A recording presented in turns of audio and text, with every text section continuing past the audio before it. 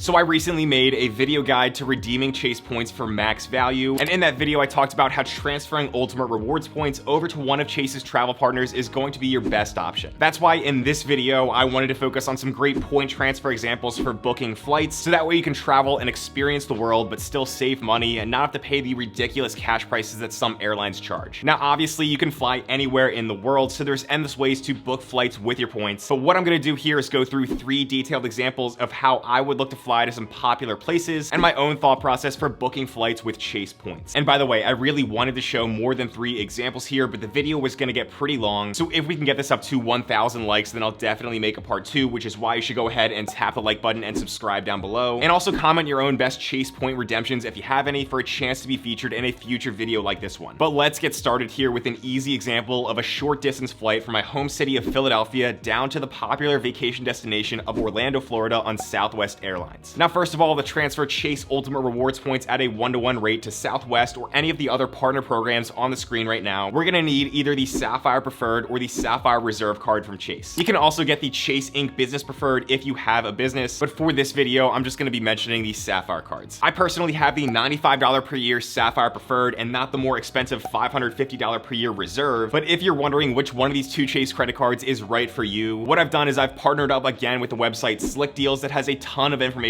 about both of these credit cards. For me, Slick Deals is great for gathering info to compare different credit card offers, and they make it all really simple to follow, so I'll have a link down below in the description that you can check out where they'll break it all down for you. But once you have the right Chase Sapphire card that can transfer Ultimate Rewards points and you've saved up a bunch of those points, then next we can start to look at booking this Philly to Orlando flight over on the Southwest website. So first I'm going to open up 2 tabs side by side here and do a cash price search on one tab and then a point search on the other. Then we'll say that I'm flexible with my travel dates and I want to find the cheapest days to fly this October, so I'm going to do a low fare calendar search by clicking this right here. I'll choose October 2022 for both my cash and my points tabs, and then I'll click on search. Now I checked for availability ahead of time and wanted to find non-stop flights as well, so I'm going to select Saturday, October 8th. From here we can look at all the different non-stop flight options by selecting this non-stop filter, but I like this last flight of the day since it's the cheapest, and we should also try to look at the lower wanna get away fares because those typically have the best points value, plus it's a pretty short flight, so I don't really care about paying extra for any of the other smaller benefits. Now with Southwest, you're not really gonna find any insane 2 cent per point or more values, because like I'll show you next here with this example, I've usually found anywhere from around 1.3 to 1.4 cents per point on average, but since the flights are already so cheap with cash, the amount of points required for many flights is also pretty low. So one strategy that you could do with your Chase points by transferring to Southwest is maybe take a lot of shorter distance US domestic flights, because then you could possibly stretch out your Chase points into multiple trips with basic economy flights. Now for the example here, you can see that it's $163 for this last flight, or 11,457 Southwest points that we can transfer at a 1-to-1 rate from our Chase points, plus $5.60 in taxes and fees. But before we transfer over any Chase points, we want to make sure that this is the best deal depending on what Sapphire card we have. So first, let's calculate the cents per point value by taking the cash price of $163 and dividing it by the points price of 11,457. That gets us about 1.42 cents per point, but then we still have to factor in the $5.60 fee as well. So what I like to do to get a more accurate cent per point calculation is I take the 163 cash price and subtract the 560 in fees, and that gives me $157.40 in excess out-of-pocket cost if I paid cash versus points, since I'll have to pay at least some cash no matter what in each scenario. So then 157.40 divided by 11,457 points gives us a value of around 1.37 cents per point here, and that's important to know because you can also book Southwest flights through Chase Travel at a fixed rate of 1.25 cents per point on the Sapphire Preferred and 1.5 cents per point on the Sapphire Reserve. Now you do have to call Chase Travel to book Southwest flights over the phone because Southwest doesn't actually show up online in the Chase portal, but looking at all the info in this example, if you have the Chase Sapphire Preferred like me, then it might be best to transfer the points over to Southwest to get around 1.37 cents per point, which beats the 1.25 cents per point through Chase Travel. Now just remember that you have to make transfers in 1,000 point increments, so we need 12,000 points transferred to have at least the 11,457 required, but any excess Southwest points that you transfer can be used for a future flight. However, if you have the Chase Sapphire Reserve, then you might be better off booking the flight by calling Chase Travel and getting 1.5 cents per point instead of transferring points, because then this flight is only going to cost you around 10,867 points. So hopefully that all makes sense, because I know that was a lot of math there, but in general I think this example is pretty easy to apply if you're doing your own search for Southwest flights, so feel free to go ahead and rewind or save the video and watch it again to compare with your own scenario. And also, in case you're a complete beginner, to actually transfer Chase points over to Southwest or any other transfer partner, all you have to do is log into Chase Ultimate Rewards and go to the top here where it says transfer to travel partners. Then you just have to enter and confirm your account number for that specific program, and you can choose how many points to transfer from there. You'll just need to make an account with the partner program you're looking to transfer to first, but that should only take a couple of minutes and it's free to make those accounts. But all right, next let's move on to a second flight redemption example to a destination that's probably one of the most popular travel spots in the US, and that is a flight to Hawaii. For this, we're gonna be looking at a one-way flight from Los Angeles to Honolulu, and we're gonna be using a pretty popular Chase transfer partner with British Airways. Now, I've talked about British Airways before here on my channel because they're also a transfer partner with American Express, but in case you didn't know, they're a part of One World Alliance along with American Airlines, and that means you can book American Airlines award flights with Chase points through British Airways Avios, even though American Airlines is not a direct transfer partner with Chase. So let's go ahead and search for American flights on the British Airways website. Now here, all we have to do is go to the top and then hover over book and then select book a flight with Avios. And again, just create a free account to do this if you haven't already. I like to go to warm places in early March. So what I'm gonna do here is I'm gonna select the first Saturday in March on the 4th, and then I'm gonna put in LAX to Honolulu and select one way only. Now I did do some quick research before filming this video, and March 4th had a ton of availability, but I couldn't find any other Saturdays in March with award flights for American Airlines. So just be aware that sometimes you do have to play around with it, and there's not always going to be that availability that you want, and that's why it's best to try to plan for these things as far in advance as possible if you can. But let's go ahead and click on get flights, and then we're gonna see next here that there's a few times for nonstop flights on American Airlines from LA over to Honolulu. I'll just select this one here for a 450 flight, which costs 13,000 Avios plus 560 in taxes and fees. So we'd only have to transfer over exactly 13,000 Chase points to British Airways to book this ticket. Now, if we do a quick search on American Airlines for this exact same flight to see what the cash price is, it comes out to be $335. And if we take $335 minus the 560, we still have to pay in fees on the award flight to get an excess out-of-pocket cost of $329.40. And then we divide that by the 13,000 Chase points we transfer, then that gets us a value of around 2.53 cents per point, which is a pretty solid deal. But before we transfer those points, since this is only going to be an economy ticket on American, I think you really also have to look at all of your options from different airlines before we can say that it's worth it. So what I like to do as a part of the flight booking process is a quick search on Google Flights. Now, usually I'll do this as my first step in the whole search process, but for this video, I just wanted to include it here as a bonus tip to make sure that you all can really find the best deals and pay as little as possible for flights, whether you're paying in cash or with points. So I'll enter in our same search information for Google Flights with our one-way departure from LAX and our arrival in Honolulu on March 4th, and then I'll narrow it down to non-stop flights as well. Now, if we scroll down, we can see that American Airlines flight that we already figured out cost $335 in cash, but then we can also see that there's this United flight for $185, which is a whole $150 cheaper. Now, United is also a transfer partner with Chase, so if we go over to United's website and look at the price and miles for this flight, we'll see that it costs 25,000 United miles plus 560 in fees, which is well below 1 cent per point in value compared to a $185 cash price. But if we use the Chase travel portal to book this United flight, then it would only cost us around 12,333 points on the Reserve, or around 14,800 points on the Preferred. And those points amounts are much closer to the 13,000 Chase points that we would transfer over to British Airways to book that more expensive American flight. So even though the original British Airways transfer looked like a good deal relative to the $335 cash price, there was still a cheaper United flight that turned out to cost us a similar amount in Chase points. So I guess my takeaway here is that there's always going to be options, and you have to compare not just the points and cash price of one airline, but you have to look at all of your options. Google Flights is a good place to begin, but again, just make sure that if you do transfer over your Chase points to a partner program, that you're getting above 1.25 cents per point if you have the Sapphire Preferred, and make sure to get above 1.5 cents per point if you have the Sapphire Reserve, since those are going to be the fixed values you get with those cards in the Chase portal. Again, more info about both of those Sapphire cards is at the link down below, so you can decide which one is right for you to get, so you can go learn more over there if you need to. All right, now finally here, let's look at a great way to travel over to Europe for relatively few points on either an economy or business class flight from JFK, New York over to Paris, France, using Flying Blue Miles and Air France. Now, there's going to be plenty of good ways to use Flying Blue Miles after transferring your Chase points, and again, I want to highlight some more of these in future videos, but this flight into Paris from New York seemed like a good place to start. So first, we'll look for award pricing by going over here here to the Air France website where we have to either log in or create a free account. Then next we'll enter New York to Paris, and we're gonna search for economy first and leave the departure date blank so we can see a calendar view for multiple dates. Now again, I looked through some of these flights before filming, so I'm gonna select December and then Monday the 5th here where it says 15,000 miles. And then I was looking at a few options for the cheaper awards that only cost a smaller amount. So the one that I was looking at was this 8:30 p.m. flight, and all these economy flights right now have an extra $61.20 of taxes and fees to pay. Now, if I pull up a separate cash search for the exact same flight, it's gonna cost me $392 to book this economy ticket. So when we do a cent per point or a cent per mile calculation, that's $392 for the cash price minus $61.20 in fees on the award flight, which gives us $330.80 for our excess out-of-pocket cost if we booked in cash. And then that divided by the 15,000 miles that we would transfer from 15,000 Chase points gives us a value of about 2.21 cents per point, which is not bad at all. And 15,000 Chase points for a flight to Europe is a good deal in my eyes. But if we decided that we wanted to fly business class instead, then we can easily do the exact same search on the homepage. We'll put in New York to Paris, enter the same December 5th date that we were looking at for economy, and then we'll select business class. Now we can see that for this ticket on that 8:30 p.m. flight that it'll cost us 55,000 miles plus $194.10 in taxes and fees. But when we change up the search to look at the cash price of this ticket, we can see that it's significantly more expensive at $3,530. If we do the math here to calculate the cents per point or cents per mile, we take 3,530 minus 194.10 to get the extra $3,335.90 that it'll cost us out of pocket if we book the cash ticket versus the award ticket, and that divided by 55,000 miles we would transfer from 55,000 Chase points is equal to around 6.07 cents per point. So obviously now when we compare getting just over 6 cents per point on the business class flight versus around 2.2 cents per point on economy class, many people are going to say that business class is the better deal here. But honestly, the way that I look at it is I could go either way and see the value in flying economy or business class based on anyone's preferences. On one side, I'm like 6'4", so if I'm taking a red-eye flight like this for over 7 hours, then sometimes I'd like to have more room in my seat and the ability to lay flat in business class. So if I have a lot of Chase points or even some other points currencies that I've saved up and I can transfer, then I can see 55,000 points plus 194 in fees being worth it. But on the other hand, I always see the opportunity cost in everything, and paying an extra 40,000 Chase points for a business class ticket compared to the 15,000 points that the economy ticket cost might not always be a great deal. I could instead fly the economy award and put the remaining 40,000 Chase points that I'd saved towards covering almost 2 nights at this nice Hyatt hotel in Paris. And the way that I look at points redemptions most of the time is that if I have the option to get a good redemption at a hotel versus a flight, I'm probably gonna choose the hotel 9 times out of 10 because I just feel like that's more valuable to me, and it's why I really like Hyatt as a Chase transfer partner. I'd rather get an entire day out of using a hotel room and enjoying all the nice amenities of that instead of only getting to enjoy a 7-hour business class or a first class flight. But again, that's just my opinion. Some people actually get into the whole points and miles game with credit cards so they can take these nicer flights and feel ultra wealthy, and I think that's pretty cool too. So my takeaway for this video is that if you're using Chase Ultimate Rewards points to redeem them with transfer partners for flights, just ask yourself if you'd rather spend more points on fewer high-end flights like that one-way 55,000 point Air France business class example, or if you'd rather spend fewer points and get more economy flights to go more places, because those same 55,000 points could get you a round-trip ticket to both Hawaii and Orlando combined if we look back at my 2 other examples. And always factor in opportunity cost as well, because there's a ton of ways to use Chase points. And again, I want to make more videos just like this one, so go tap the like button and I'll do some more examples with maybe some more business class and first class flights in the next one. Also, do not settle for redemptions below 1.25 cents per point if you have the Sapphire Preferred, or 1.5 cents per point if you have the Sapphire Reserve, since those are the guaranteed rates you get in the Chase travel portal. And again, if you want some help in deciding which one of those 2 Chase Sapphire cards is right for you, or if you should actually add one of the other Chase credit cards out there like the Freedom Flex or Freedom Unlimited, then just make sure to check out that link down below from Slick Deals, where they've got you covered with all the info you need so you can make a decision and start to take advantage of all these great flight redemptions with Chase points. Now next, you can also watch my full Chase redemption video guide over here for more details on getting max value from Chase points. But as always, thank you so much for watching, and I'll see you in the next one.